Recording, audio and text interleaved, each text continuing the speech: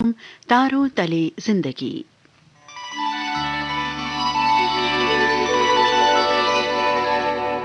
तारों तले जिंदगी। इस सीरीज में हम आपके लिए लेकर आए हैं हिंदी साहित्य जगत की कुछ चर्चित कहानियों और उपन्यासों पर केंद्रित नाट्य वाचन। इस कड़ी में प्रस्तुत है मुंशी प्रेमचंद का लिखा चर्चित उपन्यास मनोरमा। तो आइए सुनते हैं प्रसिद्ध उपन्यास मनोरमा का रेडियो नाट्य वाचन।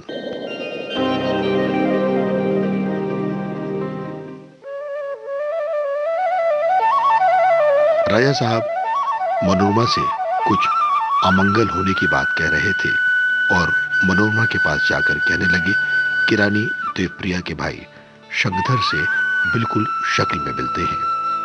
और अब सुनते हैं मनोरमा के रेडियो नाट्य वाचन की 58वीं कड़ी।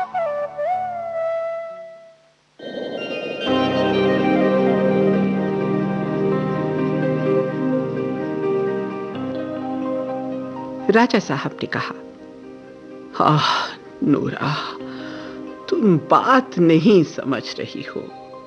अरे तुम्हें कैसे समझा दूं? इसमें भयंकर रहस्य है नूरा। मैंने आपकी शंखधर को देखा तो चौंक पड़ा। सच कहता हूं, उसी वक्त मेरे रोए खड़े हो गए। मनोरमा ने अब भी दृढ़ता से कहा, शंकाएं निर्मूल हैं आपकी। राजा ने जांघ पर हाथ पटक कर कहा, नूरा, तुम अब भी नहीं समझी।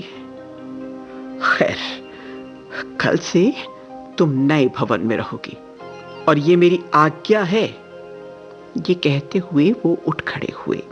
बिजली के निर्मूल प्रकाश में मनोरमा उन्हें खड़ी देखती रही। गर्व से उसका हृदय फूला नहीं समाता था। गर्व इस बात का था कि मेरे स्वामी मेरा इतना आदर करते हैं। प्रेम सहृदयता ही रस्म का रूप है। प्रेम के अभाव में सहृदयता ही दंपत्ति के सुख का मूल हो जाती है। राजा साहब को अब किसी तरह से शांति नहीं मिलती थी। कोई ना कोई भयंकर विपत्ति आने वाली है, इस शंका को वो दिल से निकाल ही नहीं पा रहे थे। 2-4 प्राणियों को जोर जोर से बातें करते सुनकर घबरा जाते थे कि कहीं कोई दुर्घटना तो नहीं हो गई। शंखधर कहीं जाता तो जब तक वो कुशल से लौट नहीं आता, वो व्याकुल ही रहते। उनका जी चाहता था कि अब मेरी आंखों के सामने से वो दूर ही ना हो। उसके मुख की ओर देखकर उनकी आंखें आप ही आप सजल हो जाती थी। वो रात को उठकर ठाकुर द्वारे में चले जाते और घंटों ईश्वर की वंदना किया करते। जो शंका उनके मन में थी, उसे प्रकट करने का उन्हें साहस ही नहीं होता। वो उसे स्वयं न व्यक्त करते थे। वो अपने मरे हुए भाई की स्मृति को मिटा देना चाहते थे, पर वो सूरत आंखों से टलती ही नहीं थी। कोई ऐसी क्रिया, ऐसी आयोजना, ऐसी विधि नहीं थी जो इस पर मंडराने वाले संकट का मोचन करने के लिए न की जा रही हो। लेकिन राजा साहब को शांति नहीं मिलती थी। संध्या हो गई थी। राजा साहब ने मोटर मंगवाई और मुंशी वज्रधर के मकान पर जा पहुंचे। मुंशी की संगीत मंडली जमा हो गई थी। संगीत ही उनका दान, व्रत, ध्यान और तप था। उनकी सारी चिंताएं और सारी बाधाएं संगीत स्वरों में विलीन हो जाती थी।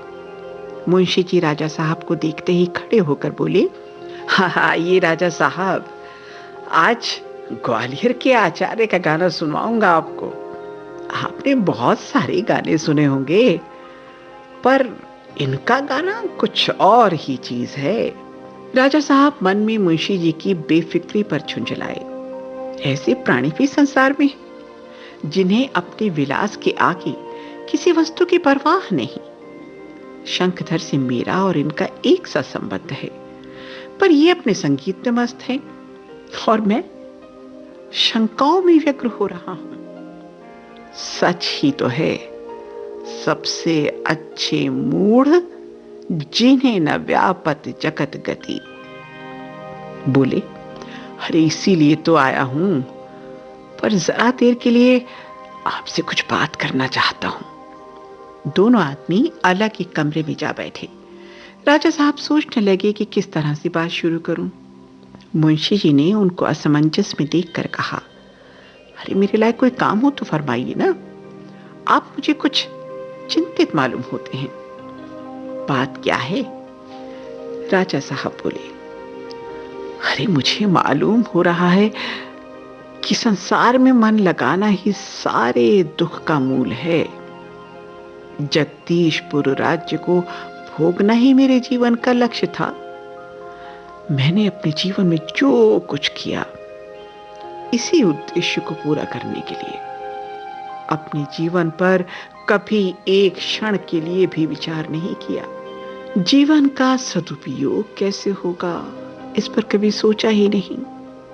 जब राज नहीं था तब अवश्य कुछ दिनों के लिए सेवा के भाव मन में जागृत हुए थे, और वो भी बाबू चक्रधर के सत्संग से।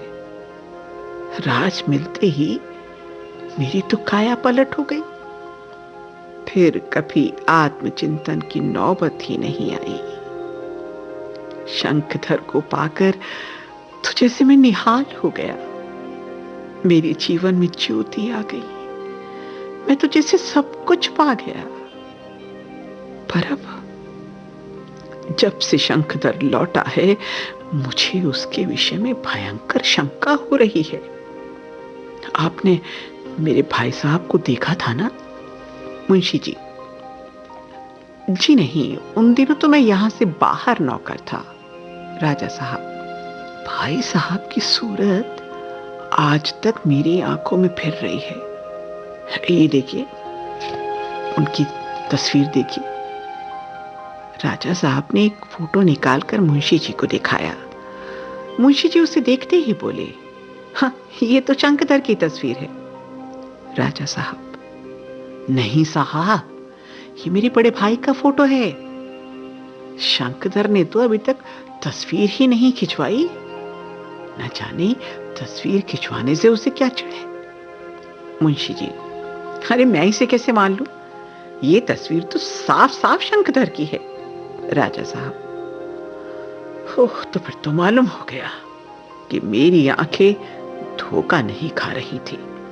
मुंशी जी, तब तो बड़ी विचित्र बात है। राजा साहब, अब आपसे क्या अर्ज करूं? मुझे बड़ी शंका हो रही है। रात को नींद नहीं आती। दिन को बैठे बैठे चौंक पड़ता हूं। दो प्राणियों की सूरतें कभी इतनी नहीं मिलती। और भाई साहब ने ही ऐसा तो नहीं फिर मेरे घर में जन्म लिया है? इसमें मुझे बिल्कुल शंका ही नहीं रही। ईश्वर ही जाने क्या उन्होंने कृपा की है। अगर शंखधर का बाल भी बांका हुआ तो मेरे प्राण न बचेंगे।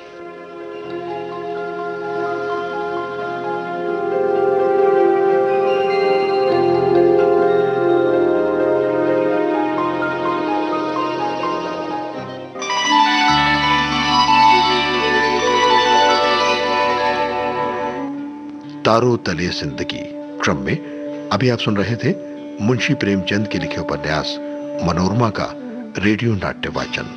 स्वर डॉक्टर ऋतु राजपूत का था और प्रस्तुतकर्ता थी काजल सूरी।